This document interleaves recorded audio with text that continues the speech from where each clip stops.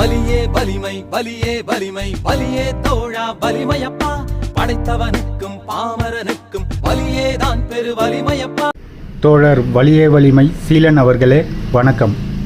வணக்கம். 100 ஆண்டுகளை கடந்து மகளிர் தினம் கொண்டாடப்பட்டு வருகிறது. அது பற்றி தங்கள் நிலைப்பாடு என்ன?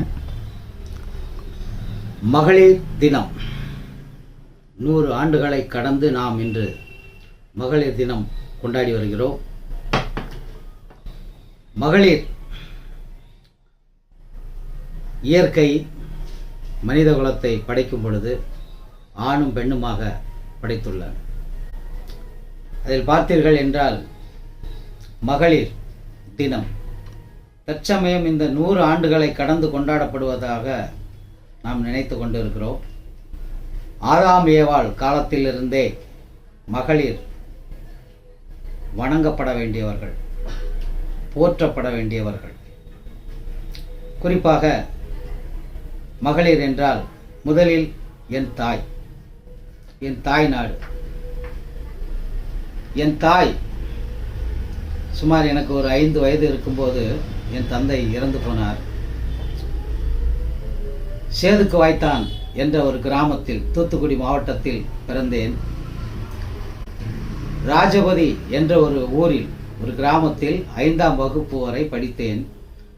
அந்த ஊரில் நாங்கள் வாழ்ந்து கொண்டிருக்கும் போது, சுமார் 5 வயது இருக்கும்போது என் தந்தை இறந்து போனார். அன்றிலிருந்து நாங்கள் இந்த சென்னையில் வந்து நாங்கள் சுயமாக சம்பாதித்து வாழும் வரை என் தாயார், நாங்கள் 3 பேர், எங்களுக்கு உணவு அளிப்பதற்காக என் தாய் அவர்கள் பட்ட அந்த கஷ்டங்களை, வேலை நிமித்தம் அவர்கள் பட்ட வேதனையை, அந்த வலியை நான் உணர்ந்துள்ளேன். ஒருவேளை சோற்றுக்காக என் தாய் அவர்கள் பட்ட துன்பம் துயரங்கள் கொஞ்சம் நஞ்சம் இல்லை. என் தாய் போன்று இந்த தமிழகத்தில் இன்று 5 கோடி பேர் உள்ளார்கள். மகளிர் 5 கோடி பேர் இருக்கிறார்கள். இந்த 5 கோடி மகளிருமே வணங்கப்பட வேண்டியவர்கள், போற்றப்பட வேண்டியவர்கள். வேளாம்பாளையம் என்றொரு ஊரில் ஒரு தாய் இட்லி வியாபாரம் செய்து வருகிறார்கள். சமீபத்தில் அவரை ஒரு மேடையில் டிவியில் பார்த்தேன். அந்த தாய் 50 காசுக்கு, இந்த உழைக்கும் வர்க்கத்திற்கு 50 காசுக்கு காலை உணவை செய்து தருகிறார்கள், இட்லி செய்து தருகிறார்கள். அந்த தாய் போன்ற மகளிர் ஒருவர் இருவர் அல்ல, 100கணக்கான ஆயிரக்கணக்கான தாய்மார்கள் இங்கே இந்த உழைக்கும் வர்க்கத்திற்காக பல்வேறு வகையான வேலைகளில் ஈடுபட்டு இன்று வரை, அந்த தாய்க்கு பார்த்தீர்கள் என்றால் கமலத்தம்மாள் என்ற அந்த பாட்டி அவர்கள் 85 வயதில் உழைத்து கொண்டிருக்கிறார்கள். ஆனால் நாங்கள் வசிக்கும் பகுதிக்கு பக்கத்திலே பார்த்தீர்கள் என்றால் கோயம்பேடு மார்க்கெட், காலை ஒரு 4 மணிக்கு சென்றால் போதும், 95 வயது 90 வயதில் கூட பல பெண்கள், மகளிர் தலையில் கீரையை சுமந்து கொண்டு வீடு வீடாக எடுத்து செல்வதை நாம் காண முடியும். அதுபோலே இந்த உழைக்கும் வர்க்கத்தில் இன்றும் கோடிக்கணக்கான மகளிர் உழைத்து கொண்டுதான் இருக்கிறார்கள். அவர்கள் மகளிர் மட்டுமல்ல, இன்னும் சொல்ல போனால்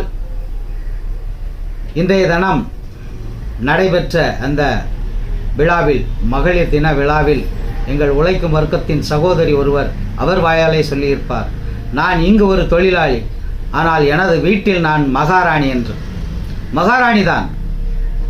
எங்கள் தமிழ் திருநாட்டில் உழைக்கும் வர்க்கத்தில் இந்த பெண்கள், மகளிர் அனைவருமே மகாராணி தான்.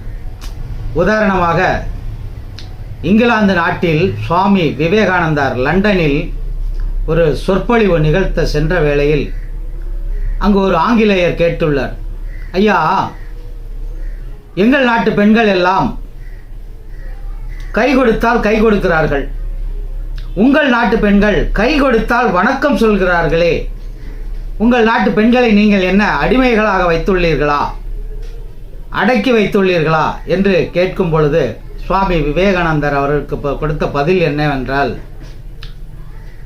உங்கள் நாட்டில் ராணி ஒருவர் இருக்கிறார், இங்கிலாந்து மகாராணி. அந்த மகாராணியிடம் சென்று தாங்கள் கை குலுக்க முடியுமா? என்று கேட்கும் பொழுது இல்லை, அது முடியாது என்று அவர் ஆங்கிலேயர் பதில் கொடுத்துள்ளார். அங்கு சொல்லியுள்ளார் சுவாமி விவேகானந்தர் அவர்கள் என்ன சொல்லியுள்ளார் என்றால், உங்கள் நாட்டில் ஒரே ஒரு மகாராணி, எங்கள் நாட்டில் 5 கோடி பேருமே மகாராணி என்று பதில் கொடுத்து உள்ளார். அதுபோல் இன்றைய உழைக்கும் வர்க்கத்திலிருந்து ஒருவர் இருவர் அல்ல, இந்த கூட்டத்தில் பார்த்தீர்கள் என்றால் இந்த பல மகளிர்கள் கலந்து கொண்டுள்ளார்கள். அனைவரும் நமது சங்க உறுப்பினர்கள். அவர்களுக்கு மகளிர் தின வாழ்த்துக்கள். அனைவருக்கும் நன்றி சொல்லி இந்த நிகழ்விலிருந்து விடை பெறுவது உங்கள் வலியே வலிமை சீலன். நன்றி, வணக்கம்.